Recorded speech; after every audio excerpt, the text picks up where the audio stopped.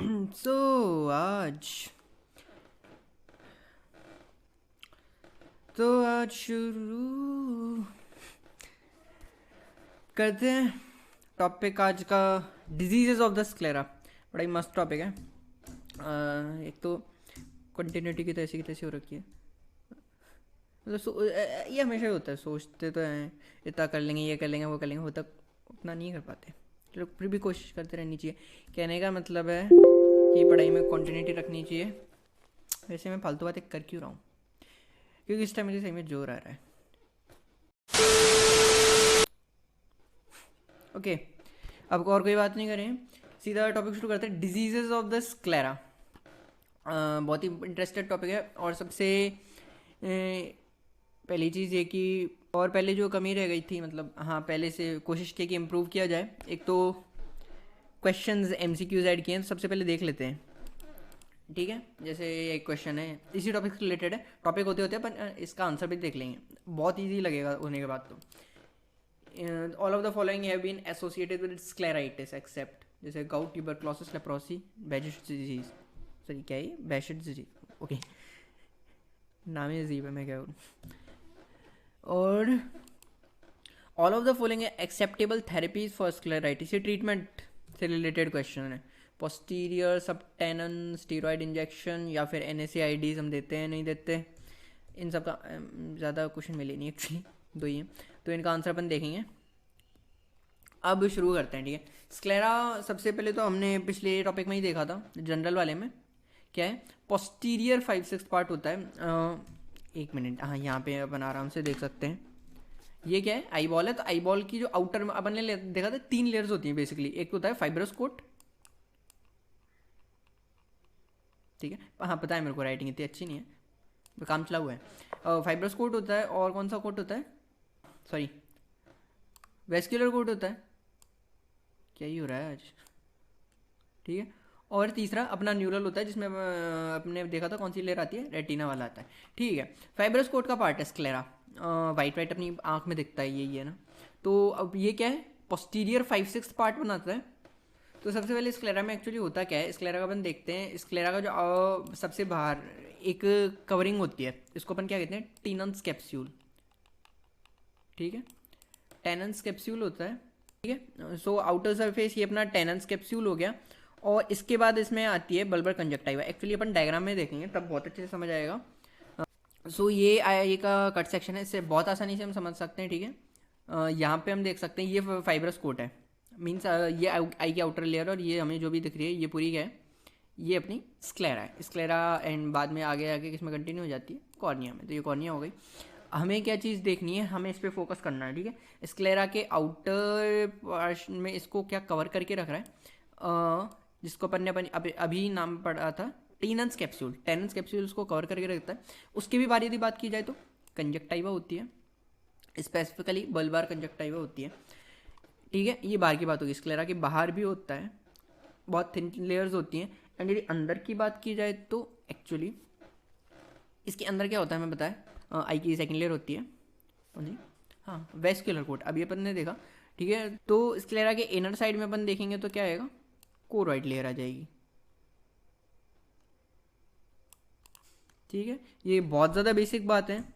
इसके अलावा इसके एंटीरियर पार्ट से होके क्या जाती है, एक्चुअली एक फरो होता है जहाँ से कैनाल ऑफ स्लेम होके जाती है। तो ये अपन देख लेते हैं। ठीक है, ये एंटीरियरली कहाँ पे, लिम्बस के पास में।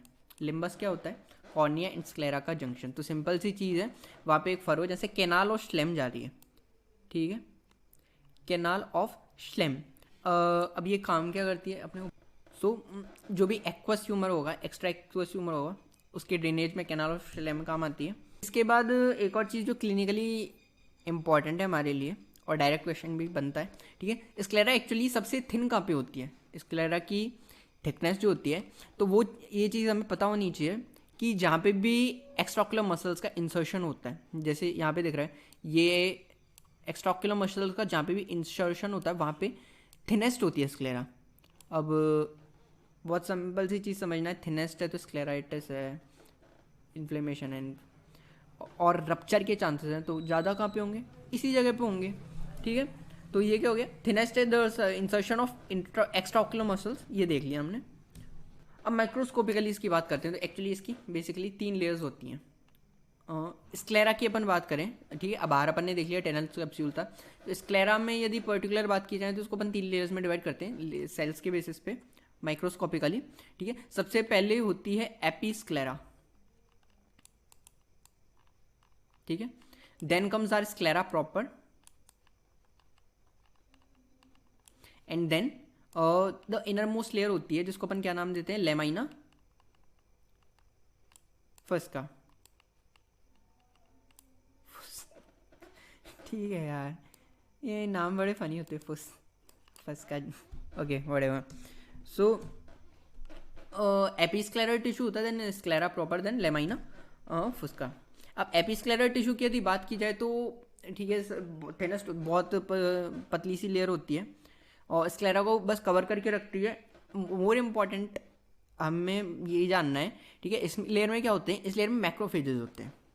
क्या होते हैं, मैक्रोफेजेस होते हैं। तो स्क्लेरा जो हमारी आउटर एनवायरनमेंट के डायरेक्ट कांटेक्ट में प्रोटेक्शन में बहुत ज़्यादा हेल्प कर रही है, क्या, एपीस्क्लेरा, फाइब्रोब्लास्ट, ठीक है, लिम्फोसाइट्स हैं, ओके। स्क्लेरा प्रॉपर की यदि बात की जाए तो कोलेजन फाइबर्स का बंडल है। अपन को पता है स्क्लेरा क्या है, फाइब्रस कोट है, ठीक है, बेसिकली आउटर कवरिंग है लेयर की। तो यहाँ पे क्या है, कोलेजन फाइबर्स के बंडल्स ही बंडल्स हैं। और लेमाइना फुस्का की यदि बात की जाए तो इनर मोस्ट पार्ट है, इसका नाम जानना ही काफ़ी है, बट हाँ इतना हम जान सकते हैं कि इसमें क्या होते हैं, ठीक है, पिगमेंटेड सेल्स होते हैं, ये अपन जान सकते हैं पिगमेंटेड सेल्स हैं, तो इसका ब्राउनिश कलर होता है। नर्व सप्लाई, इसमें भी कुछ खास नहीं है, ठीक है, अपने देखा था लॉन्ग सिलियरी नर्व्स होती हैं, ठीक है, उस मतलब बहुत सारी ब्रांचेस आती हैं, तो वो क्या करती है, स्क्लेरा की उसको नर्व सप्लाई करती हैं। इसमें भी कुछ नहीं है, ब्रांचेस आती है लॉन्ग सिलियरी नर्व्स की। अपना मेन टॉपिक एपीस्क्लेराइटिस और स्क्लेराइटिस, ये अपन बेसिकली देखेंगे। अब आइटिस से अपने को क्या पता चलता है किसी भी चीज़ में, ठीक है, बचपन से पढ़ते हैं, बचपन से फर्स्ट ईयर से ये चीज़ बहुत आती है। इसका मतलब बेसिकली इन्फ्लेमेशन को इंडिकेट करता है, तो इसका मतलब एपीस्क्लेरा में इन्फ्लेमेशन हो जाएगी, ठीक है। सबसे पहले तो एपीस्क्लेराइटिस इज बिनाइन रिकरेंट इन्फ्लेमेशन होता है, और इसमें ठीक इसकी जो ऊपर की लेयर होती है टेनस कैप्सूल, उसका भी क्या बोलते हैं, इन्वॉल्वमेंट हो सकता है। इम्पॉर्टेंट चीज़ हमारे लिए क्या है, ठीक है, बिनाइन है। और एक और चीज़ इम्पॉर्टेंट क्या है कि ये जो डिजीज़ होती है क्या होती है, सेल्फ लिमिटिंग होती है। Most important, very very important चीज़ सेल्फ लिमिटिंग हमारे लिए समझना। एक तो जो ये ट्रेनें आती रहती 2000 years later, मतलब पोटेंशियली मैं शहर के मोस्ट ऑफ द क्या बोलते हैं नॉइजी एरिया में रहता हूँ। तो कहाँ पे थे, ओके, सेल्फ लिमिटिंग। तो डिजीज़ बेसिकली क्या होगी, एक हफ्ते के भीतर 5 से 7 दिन में अपने आप रिजॉल्व हो जाएगी, अपने सेल्फ रिजॉल्विंग कंडीशन है, अपने आप ठीक हो जाएगी। और एक और चीज़ इसमें वो क्या है, यदि अक्रेंस की बात की जाए तो फीमेल्स में ज़्यादा होती है, ठीक है, ये हो गया। So it is more common in females than man, much approximately 2 times more common, ठीक है, 2 टाइम्स फीमेल्स में ज़्यादा होती है। Okay, so this is a picture. अच्छा, एपीस्क्लेराइटिस यहाँ पे दिख रही है। एटियोलॉजी अपन देख लेते हैं। एटियोलॉजी में एक्चुअली एटियोलॉजिस्ट को अपने को पता ही नहीं है, ठीक है, मोस्टली क्या होता है, इडियोपैथिक होता है, इडियोपैथिक। अच्छा, ये वर्ड बताएं एक्चुअली इसका मतलब पैथोलॉजी ऑफ द इडियट्स, मतलब वी आर, हमें पता ही नहीं है इसका मतलब, हम जो चीज़ नहीं मिल पाती उसको मैं इडियोपैथिक लिख देते हैं। इसके अलावा कुछ डिजीज़ के साथ इसके एसोसिएशन होते हैं, मीन्स ये डिजीज़ तो इनमें एपीस्क्लेराइटिस कॉमन होगी, जैसे इनके नाम में पता होना चाहिए। पहली चीज़ तो गाउट मोस्ट कॉमन होता है, ठीक है, गाउट के साथ इसका मोस्ट कॉमन एसोसिएशन होता है। मतलब कोई पेशेंट एपीस्क्लेराइटिस लेकर आ रहा है तो बहुत चांसेस हैं कि उस पेशेंट को गाउट है, तो हमारे लिए आसान हो जाता है डायग्नोस करना। इसके बाद कुछ और डिजीज़ होती है जैसे सोरियासिस, अच्छी चीज़ है, नाम याद होनी चाहिए, ठीक है। एक और चीज़ जो एक में लिखी हुई है, rosacea, so associated with gout, rosacea and psoriasis, ये कुछ डिजीज़ हैं। मोस्ट इंपॉर्टेंट में क्या है, गाउट, ये हमें याद रखना ही रखना है। गाउट के साथ एपीस्क्लेराइटिस का एसोसिएशन होता है, पूरा लाल कर दिया मैंने। ओके, अब आ जाते हैं अपने इंपॉर्टेंट पार्ट की तरफ, टाइप्स। तो बेसिकली स्क्लेराटाइस में भी सेम टाइप का क्लासिफिकेशन होता है, ठीक है। जनरली तो अपन इसको 2 पार्ट्स में डिवाइड करते हैं, एक डिफ्यूज और नोड्यूलर, ठीक है। बट कांस की जो बुक है उसने क्या सिंपल बना रखी है एक और क्लास, ठीक है। सिंपल में डिफ्यूज को रख रखा है, तो उसी के हिसाब से अपन देख लेते हैं। है कुछ नहीं, सिंपल एपिस्क्लेराइटिस है और दूसरा नोड्यूलर, ठीक है। इसके नाम से ही पता चल रहा है क्या होएगा, नोड्यूल बन जाएगा आई में, है ना।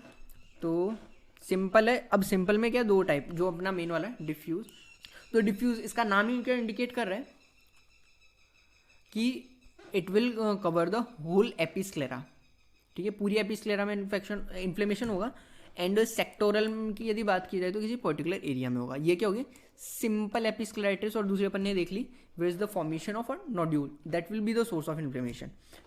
इस टाइप की कुछ क्लिनिकल पिक्चर देखने को मिलेगी किस पेशेंट में, डिफ्यूज एपिस्क्लेराइटिस के में पेशेंट में, ठीक है। पूरी हर तरफ एपिस्क्लेरा में इन्फ्लेमेशन है, एंड ये सेक्टोरल हो गया बेसिकली, इस पर्टिकुलर एरिया में ज़्यादा है, ठीक है। ये यदि बात की जाए तो नोड्यूलर एपिस्क्लेराइटिस, यहाँ पे आप साफ साफ दिख रहा है एक बेसिकली नोड्यूल का फॉर्मेशन हो गया, and that is the source of inflammation. Now coming towards the clinical symptoms, कि पेशेंट क्या लेके आएगा हमारे पास। बहुत कॉमन सी चीज़, अभी हमने क्या देखा पिक्चर में, आई में क्या हो रहा है, इन्फ्लेमेशन हो रहा है, तो इन्फ्लेमेशन को क्या रेडनेस आ जाएगी आई में। पेशेंट कहेगा कि आंख लाल हो रही है मेरी डॉक्टर साहब कई दिनों से, सिंपल सी चीज़ है, ठीक है। सो क्या होगा, रेडनेस होगी, और इन्फ्लेमेशन के क्या कैरेक्टरिस्टिक होते हैं, ठीक है। और फॉरेन बॉडी सेंसेशन होगी, ठीक है, हल्की हल्की बर्निंग, या फिर कह सकते हैं खुजली उजली चलेगी। ये सिंपल सी चीज़ है। अब कभी कभी क्या होता है, ठीक है, फोटोफोबिया हो सकता है रेयर कंडीशंस में, या फिर थोड़ी सी कंडीशन सीरियस है। फोटोफोबिया, लाइट को बियर नहीं कर पाएगा पेशेंट, ज़्यादा लाइट को अपन कह सकते हैं, या फिर आई से लैक्रिमेशन हो सकता है। ये यहाँ पे एक साइन दिखा रखा है actually, a sign how we confirm that it's episcleritis. तो अपन क्या करते हैं, फिनाइल एफरेंट डालते हैं। जब भी फिनाइल एफरेंट डालते हैं तो क्या होती है, वेसल्स की क्या होती है, ब्लांचिंग हो जाती है, ठीक है। और जब भी वेसल्स की ब्लांचिंग होती है तो अपने को पता है क्या होता है, जो रेडनेस है वो बेसिकली डिसअपियर हो जाएगी। सिंपल सी चीज़ें यहाँ पे दिख रहा है, ये अपन ने फिनाइल एफरेंट डाला तो यहाँ पे क्या ब्लांचिंग डिसअपियर हो गई। तो ये जो भी फिनोमेनन है, ठीक है, ये कैरेक्टरिस्टिक है किसका, एपिस्क्लेराइटिस का।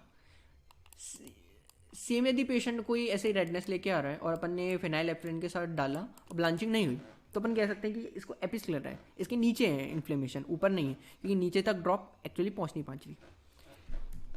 ये सिंपल सी चीज़ है। अब ट्रीटमेंट सबसे बढ़िया, एक्चुअली हमें पता है कि ये डिजीज़ कैसी है, सेल्फ लिमिटिंग है, कंडीशन मोस्टली खुद ही रिजॉल्व हो जाती है।